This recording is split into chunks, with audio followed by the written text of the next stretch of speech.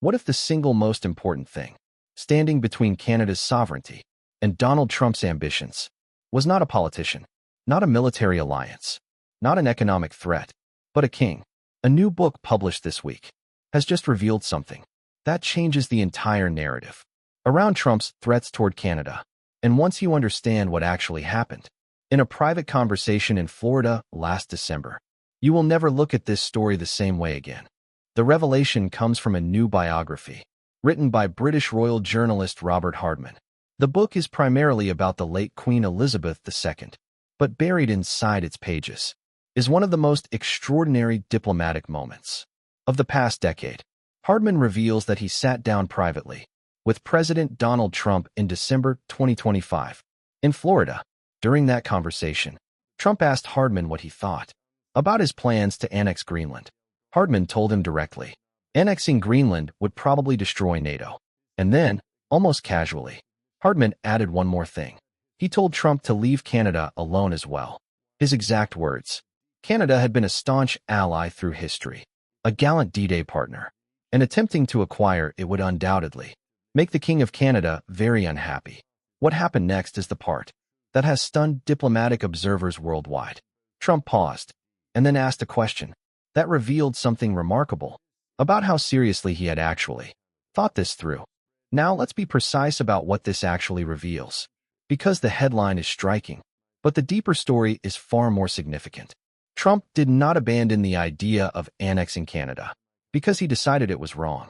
He stepped back because of practical constraints and because of his personal respect for the British monarchy. That distinction matters enormously because it tells us that the idea itself was never dismissed on principle.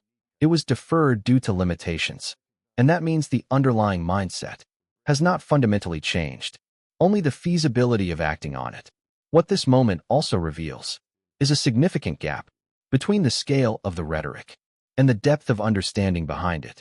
You cannot seriously discuss the annexation of a sovereign G7 nation, a country of 40 million people, without knowing who its head of state is. And yet that is exactly what happened. That disconnect between the seriousness of the statements and the substance of the knowledge informing them is something that Canada and every Canadian needs to understand clearly. Now let's talk about King Charles, because his role in this story is far more active than it may appear. This was not the first time the British monarchy stepped up for Canadian sovereignty. In May 2025, King Charles personally traveled to Canada to deliver the speech from the throne, the first time a reigning monarch had done so in over 70 years. Prime Minister Mark Carney invited him specifically at a moment when Trump's annexation threats were at their loudest. The message was deliberate and powerful. King Charles standing in the Canadian Parliament as King of Canada was a statement that required no words. It told the world, Canada is a sovereign constitutional monarchy. It has its own king, and that king takes his role seriously. As one royal commentator put it, the king doesn't need to say it, because he is the message. What ties all of this together is the broader strategic framework that Mark Carney has been building since taking office, because none of these developments happened by accident. Carney invited King Charles to Canada at precisely the right moment. He strengthened ties with the UK and Europe when they were needed most. He diversified trade relationships with China. He deepened defense commitments with NATO allies.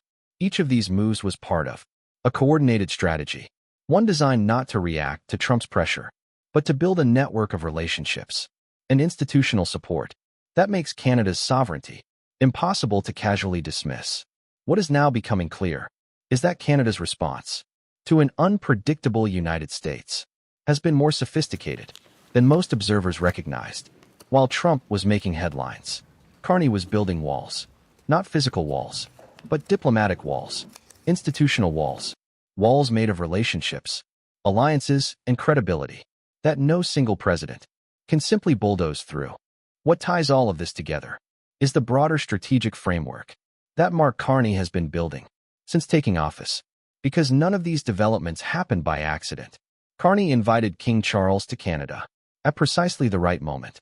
He strengthened ties with the UK and Europe when they were needed most. He diversified trade relationships with China. He deepened defense commitments with NATO allies. Each of these moves was part of A coordinated strategy.